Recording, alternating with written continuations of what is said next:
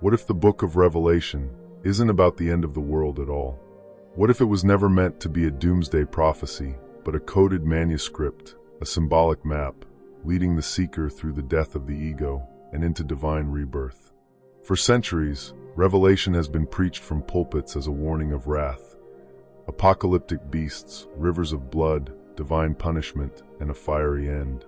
But this is only the outer shell, the literal skin of a text bursting with esoteric fire. Behind the veil of dragons and angels lies something far older and far more mystical. Tonight, we pull back that veil. You're about to enter the book of Revelation not as a frightened believer, but as a spiritual initiate, an alchemist of the soul. Because what the church won't tell you is that this strange and terrifying final book of the Bible was never meant for the masses. It was written in symbols and visions, not to be understood with logic, but awakened through intuition. This was the language of mystics, of those who saw beyond appearances. So why has the deeper meaning of Revelation been hidden? Why does the modern church still teach it as a linear prophecy of doom? And what ancient mysteries come alive when we decode its symbols through the lens of Gnostic wisdom, Hermetic philosophy, and spiritual transformation? In this video, we're going beyond the surface. We'll explore the historical roots of Revelation, the real meaning behind its apocalyptic language, and how this misunderstood text might just hold the key to personal and planetary awakening. Not the end of the world, but the end of illusion. So stay with me, because once you see Revelation with open eyes, you'll never look at Scripture or your soul the same way again. To truly grasp the book of Revelation, we must travel back, not just to first century Christianity, but even deeper into the rich, esoteric soil from which its symbolism bloomed. The book of Revelation, or the Apocalypse of John, was written during a time of extreme upheaval. The Roman Empire was tightening its grip, the Jewish temple had been destroyed, and early Christians were being persecuted for their defiance of imperial rule. To the untrained eye, Revelation appears as an encoded political resistance, but to the mystic, it is something far more profound, a spiritual blueprint wrapped in cosmic allegory. It is widely believed that Revelation was written by John of Patmos, an exiled visionary steeped in mystical Jewish tradition, early Christian theology, and likely Gnostic philosophy. Patmos itself was an island of exile and contemplation, where visions flowed like divine fire. But John didn't write plainly. He wrote in the language of initiates, layered with numerology, sacred geometry, angelic hierarchies, and archetypal images that trace their roots back to Babylon, Egypt, and even older, forgotten civilizations. Why? Because the true message wasn't meant for the unawakened. To the Gnostics, Revelation was not a prophecy of destruction. It was a symbolic initiation, describing the soul's journey through illusion, confrontation with the shadow self, the beasts, divine revelation, the Lamb, and finally, union with the Source, the New Jerusalem. It echoed the ancient mystery schools, where initiates passed through trials, symbolic deaths, and spiritual rebirths to reclaim their divine nature. But as the early church began to consolidate power, such mysticism became dangerous. Gnostic groups, who emphasized personal enlightenment over blind faith, were branded heretics. Their scriptures were burned, their teachings suppressed, and Revelation, the most mystical text of all, was recast as an external event rather than an inner transformation. The true message of Revelation wasn't banned, it was buried, hidden beneath centuries of dogma, fear, and literalism. Even the word apocalypse comes from the Greek apokalypsis, meaning unveiling or revelation. It's not about destruction. It's about disclosure, the peeling back of illusion to reveal the truth beneath. And yet, the church rarely emphasizes this. Instead, Revelation has become a tool of fear, weaponized to control rather than liberate. Preachers speak of hellfire and rapture, of judgment and damnation, while ignoring the rich spiritual symbology begging to be decoded. Few dare to ask, what is being revealed? And who or what is the real beast? But now, in our time, something is shifting. As more people awaken to the ancient wisdom traditions once suppressed, the veil over Revelation begins to lift. We are rediscovering what the mystics knew, that the final book of the Bible was never meant to scare you into submission. It was meant to initiate you into awakening. Let us now enter the labyrinth of symbols that populate the book of Revelation, not as passive readers, but as seekers of hidden truth. Forget the Hollywood-style doomsday interpretations. This is not the end of the world. It is the end of illusion. Take, for instance, the four horsemen of the apocalypse, white, red, black, and pale. To the spiritually uninitiated, they signify conquest, war, famine, and death. But to the mystic, these are not merely cosmic events. They are stages of inner transformation. The white horse, often misunderstood, represents the initial awakening. The rider with the bow is not a conqueror of nations, but a conqueror of ignorance. The bow is symbolic of spiritual focus, and the crown he wears is the first glimmer of divine authority, the recognition of the self as something beyond flesh and bone. The red horse brings not war in the external sense, but the inner battle, the ego fighting to maintain control as the soul begins to stir. This is the stage where many falter. Chaos, emotional upheaval, and conflict arise, not as punishments, but as initiatory fires. Then comes the black horse, carrying the scales. This symbolizes the weighing of the soul, the balancing of karma, the deep examination of one's life and choices. Here, the seeker must confront their attachments to the material world. The black horse reveals the illusion of scarcity, how we have sold our souls for bread, for oil, for fleeting pleasures. Finally, the pale horse, and his rider is named Death. But this is not an end. This is the death of the false self, the ego, the illusions. In esoteric traditions from Egypt to Tibet, death is always symbolic of rebirth. The pale horse signals the threshold between the known and the numinous. Now consider the beast with 7 heads and 10 horns. To modern eyes, it is terrifying. But look deeper. The heads symbolize the corrupted intellect, the fragmentation of divine unity into egoic distortion. The horns, often representing power or will, show how this fragmented consciousness has claimed dominion over the earth. In mystical teachings, the beast is not out there. It is within.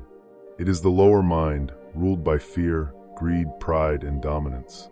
The beast rises when humanity forgets its divine essence. It is not one man, it is a system, a mindset, an unconscious collective shadow. Then comes the woman clothed with the sun, with the moon under her feet and a crown of 12 stars. Here we meet the suppressed divine feminine, the sacred Sophia, Isis, Mary, Shakti. She is the pure creative intelligence of the cosmos, under siege by the dragon of illusion. Her birthing of the child is the birthing of Christ consciousness within the individual. And the dragon, the great serpent, has been with us since Eden. But like the serpent of ancient alchemy, it can also represent wisdom when integrated. The dragon's war in heaven is the battle between lower and higher mind, between instinct and intuition, between fear and faith. The symbols go on. The 7 seals are stages of awakening. The trumpets are inner calls to transformation. The plagues are necessary purgings. The New Jerusalem is not a city. It is a state of consciousness, the realization of divine unity within. And this is the greatest secret. The book of Revelation was never meant to be read linearly. It is a spiral, a mandala of consciousness, designed to awaken the divine memory in those ready to remember who they are.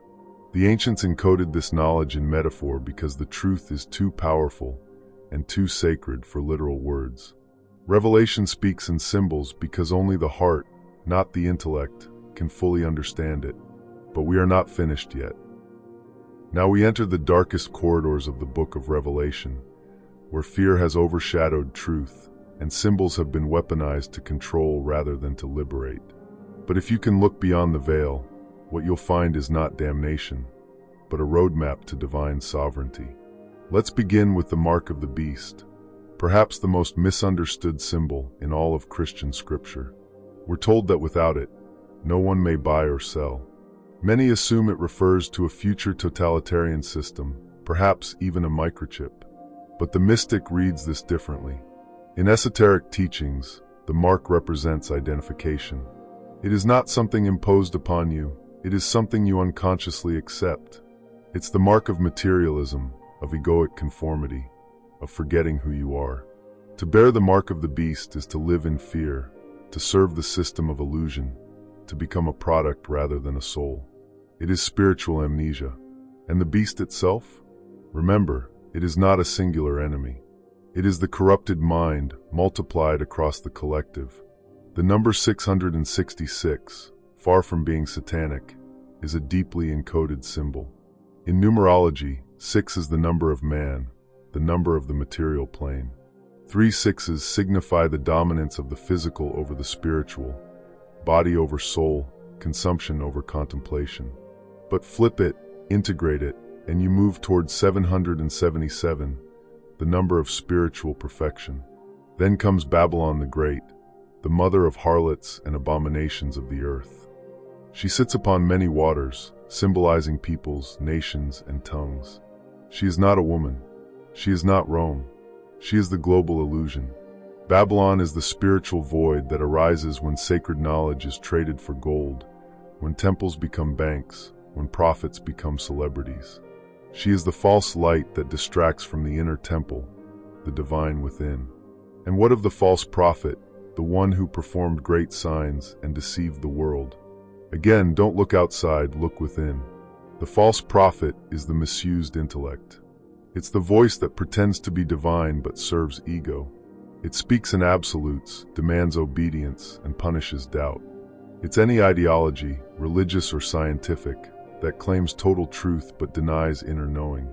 Understand this. Revelation is not a prophecy of destruction, but a cycle of purification. Every beast must fall. Every false prophet must be unmasked. Every Babylon must burn, not in the world outside, but in the psyche of the awakened soul. But why was all of this hidden? Why don't churches teach this deeper meaning? Because the esoteric interpretation does not require a priest. It does not require a hierarchy. It requires only that you awaken. Control thrives on fear. Revelation, stripped of its mysticism, becomes a tool of terror, a weapon of the apocalypse. But restored to its original mystical context, it becomes a guide to ascension. The Lamb who was slain, that is your higher self, sacrificed upon the altar of forgetfulness, waiting to rise. The 7 churches in Asia, they represent the 7 energy centers, the chakras, each in need of alignment and awakening. And the new heaven and new earth, not a distant utopia, but the rebirth of consciousness once illusion has fallen. This is the esoteric gospel. The beast is not coming. It is already here. Babylon is not falling. It is crumbling within you. And revelation is not the end. It is the beginning of inner apocalypse, of ego death, and of divine remembrance. Those who have eyes to see, let them see.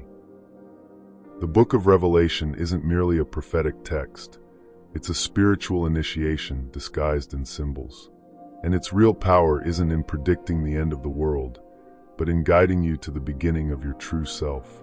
This sacred text is unfolding within you right now. Every beast, every angel, every trumpet blast and broken seal, they are all symbolic aspects of your psyche and your spiritual evolution. The apocalypse isn't a catastrophe, it's an unveiling. The first step in aligning with this unveiling is practicing radical self-honesty. You must be willing to let old illusions die. One of the most potent ways to engage with this sacred transformation is through what could be called an inner apocalypse meditation. Begin by sitting in silence and drawing your attention inward. Visualize the rigid structures within your mind, your attachments, fears, limiting beliefs, as towering monuments within a crumbling city. This is your inner Babylon. Then imagine a fire, not of destruction, but of divine illumination, rising from within. Let it burn away all that no longer serves you. As the false idols fall, feel your higher self emerging from the ashes, the Lamb within you reborn. Practice this often, especially during times of chaos or emotional turbulence. You're not meant to flee from revelation. You're meant to walk through it. Now consider the 7 churches mentioned in Revelation, not as historical congregations, but as symbolic representations of your own energy centers. Each one holds a spiritual lesson. Have you lost your spiritual grounding? Return to your original purpose. Are you afraid of suffering? Accept emotional purification as a sacred process. Are you giving away your personal power? Learn to reclaim it without pride. Are you loving blindly? Learn to love with both compassion and discernment. Are you performing faith instead of embodying truth? Let your voice speak only what aligns with your soul. Are your perceptions limited? Learn to trust your intuition above noise. Have you become lukewarm in your devotion? Seek divine union with the intensity of a mystic. Living the path of revelation is not about waiting for cosmic events to unfold. It's about awakening these sacred centers within you right now. And what of the mark of the beast? Look closely at your everyday actions. How often are you motivated by fear, consumption, or blind conformity? Or have you allowed systems, ideologies, or digital distractions to dull your spiritual clarity? The real mark isn't on the forehead or the hand. It's in your energy.